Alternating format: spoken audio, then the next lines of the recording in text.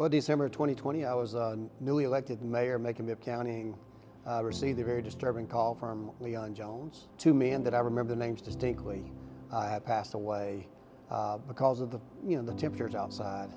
Larry Howard, Emmanuel Foster, two men in their 60s in Macon-Bibb County, and nothing that we did prevented that from happening. So what was a priority for my administration really reached a new level at that time and became more of a priority. And the days to come after that was very quick, very collaborative with a lot of people, and really showed what Macon-Bibb County was made of. I spoke with Mayor-elect Miller about what his mission was and what he wanted to do, and when he had told me, he says, "I want to open a warming center. What do you need?"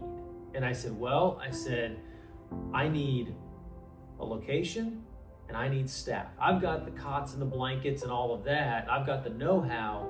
I need a location and I need staff. And he goes, well, if I solve those two problems for you, how quickly can you get this opened?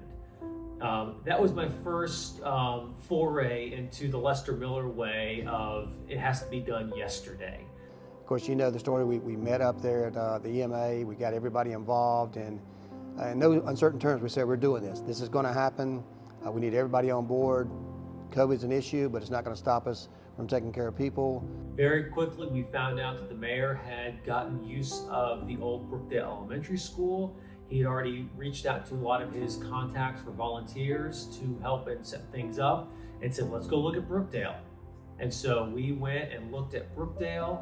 It was still an elementary school in all sense and fashion of it. There were desks and books and chairs and all of the things that we needed to move and repurpose this whole building for shelter operations. Back to the mayor's credit, he got commissioners and firefighters and community volunteers to show up here and start transforming this location into the first semblance of what we called the Brookdale Warming Center. I remember his picture very distinctly. Didn't even know anybody took the picture. It's not a very flattering picture of me, but I held a small child that's now 4 or 5 years old, fell asleep in my arms. And just to realize that child felt safe for one day in their life at that time. But asking the community to step up, help us get this thing started, really rallied everybody around there. And I think people really knew how passionate we felt about that. But until you get here, until you see the people, until you hear the great stories, till you hold a small child, till you talk to that mother she's getting the keys to her first house ever in her life. I think that says something for a lot of people. The need is still there. Thankfully, over the last 5 years, I think partly, in large part due to the work at Brookdale, now the Brookdale Resource Center, as well as the community that we built to help these folks who are marginalized in our community, who are unhoused. We've not had anyone who's been severely injured or pass away due to being exposed to the elements. That's great.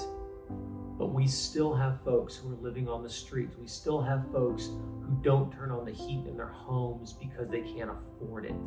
What I like to say to our Macon-Bibb County community from the bottom of my heart is thank you. Thank you for changing the life of a child that you never met.